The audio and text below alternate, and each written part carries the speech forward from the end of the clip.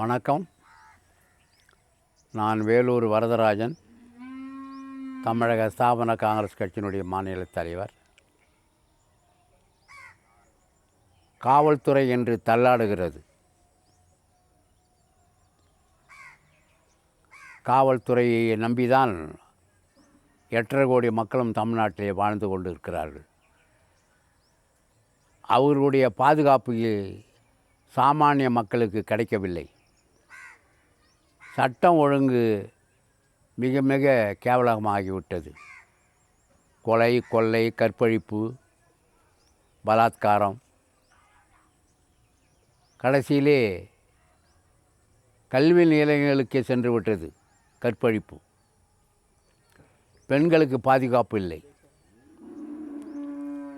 பெண்கள் எங்கேயும் தனியாக நடமாட முடியவில்லை. பெண்கள் வேலைவாய்ப்பு இருக்கிற இடங்களில் அவர்களுக்கு பாதுகாப்பு இல்லை. பெரும் செல்வந்தர்கள், அதிகாரத்தை படைத்தவர்கள், பணபலம் படைத்தவர்கள்,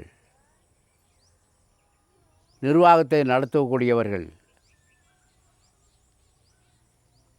தனியார் இடங்களில் அத்தனையுமே பெண்களுக்கு பாதுகாப்பு இல்லாமல் இருக்கிறது.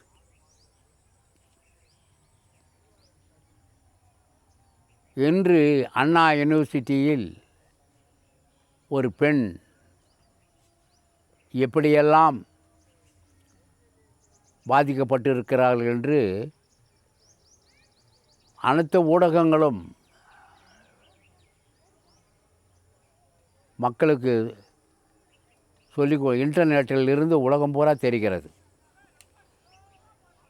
பெண்களை தனியாக படிக்க அனுப்புவதற்கே பெற்றோர்கள் பயப்படுகிறார்கள்.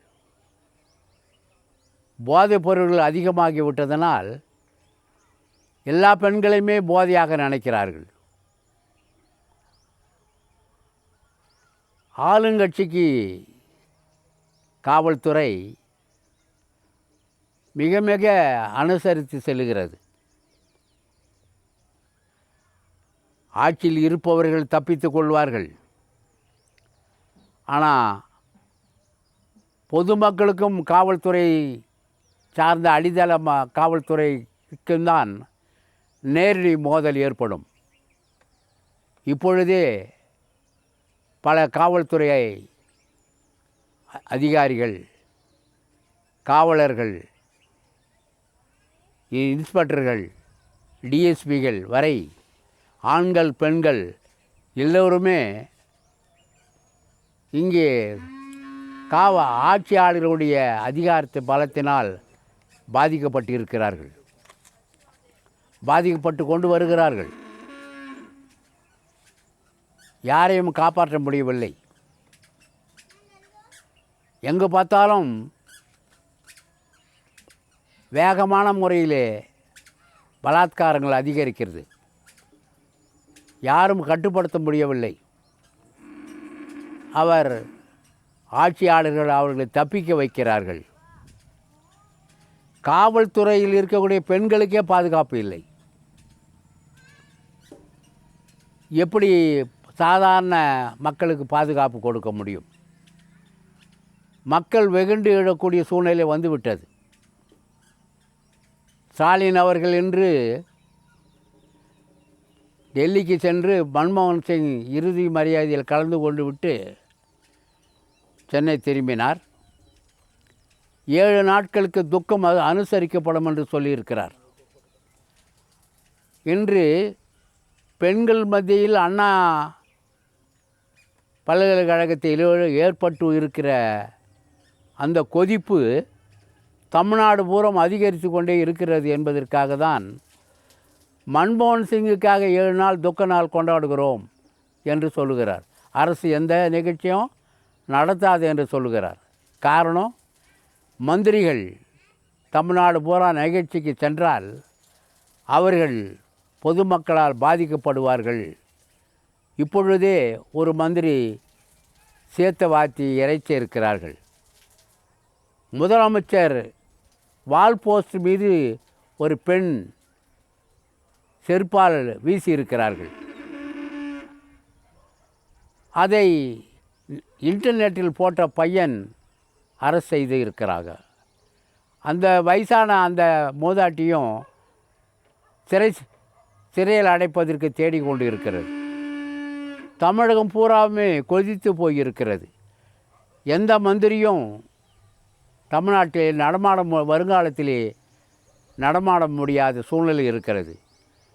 காவல்துறை அவர்களுக்கு அனுசரியாக, ஆளுங்கட்சிக்கு அனுசரியாக நீங்கள் இருந்தால், உடந்தையாக இருந்தால் உங்களுக்கு ஆபத்து அதிகம். நேரடியாக பாதிக்கப்படக்கூடியவர்கள் காவல்துறை, அடித்தள காவல்துறை தான். அது பெண்கள், ஆண்கள், ஆய்வாளர்கள், டிஎஸ்பி வரை பாதிக்கப்படுவார்கள். உயர்மட்ட தலைவர்கள், ஆட்சியாளர்கள் யாரும் பாதிக்கப்பட மாட்டார்கள். எத்தனை கொலை நடந்திருக்கிறது காவல்துறையில். ஒசூரில் ஒரு திருடன் ஒரு ஏடை குத்தி சாகடிச்சிட்டான். வக்கீலுங்களை சாகடிக்கிறாங்க. கன்னியாகுமரியில் ஒரு வக்கீலை சாகடிக்கிறாங்க. காவல்துறையை சார்ந்தவர்கள் பல பேர் பாதிக்கப்பட்டு இருக்கிறார்கள். போதை எல்லா இடத்திலும் நடக்கிறது. ஒரு காவல்துறை ஒரு காலத்தில் எம்ஜிஆர் அவர்கள் சொன்னார்,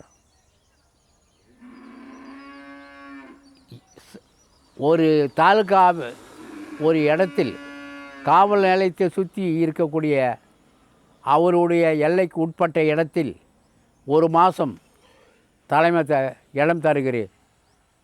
அதற்குள் எந்த குற்றங்களும் நடக்காமல் நீங்கள் பார்த்து கொள்ள வேண்டும். அப்படி நடந்தால் உங்களை நான் சஸ்பெண்ட் செய்து விடுவேன் என்று ஒரு சட்டத்தை கொண்டு வந்தார். அதுபோன்று பொதுமக்கள், காவல்துறை, அரசு துறை அனைவரும் ஒன்று சேர்ந்து ஒரு குழு அமைக்க வேண்டும். தமிழ்நாடு முழுவதும் 375 பஞ்சாயத்து யூனியன், 125 நகராட்சி, 20 மாநகராட்சிகளிலே வார்டு வாரியாக அமைத்து வேகமாக செயல்படுத்த வேண்டும். இல்லை என்று சொன்னால் சட்ட ஒழுங்கை காப்பாற்ற முடியாது. கவர்னர் அவர்கள் கண்காணித்து கொண்டே இருக்கிறார். கடைசி நேரத்திலே காவல்துறைக்கு நான் சொல்லுகிறேன், உங்களுக்கு நிறைய கஷ்டம் இருக்கிறது, நிறைய வருத்தம் இருக்கிறது. ஒவ்வொரு நாளும் பணி செய்துவிட்டு செல்வதற்கு மிகவும் கஷ்டப்படுகிறீர்கள் என்பது எனக்கு தெரியும். ஆளுங்கட்சியினுடைய பேச்சை எதை கேட்க வேண்டுமோ அதை கேளுங்கள். சட்டப்படி நடவடிக்கை எடுங்கள். மக்கள் உங்களை பாராட்டும்படியாக இருக்க வேண்டும். இப்பொழுது நீதிமன்றத்திலே இந்த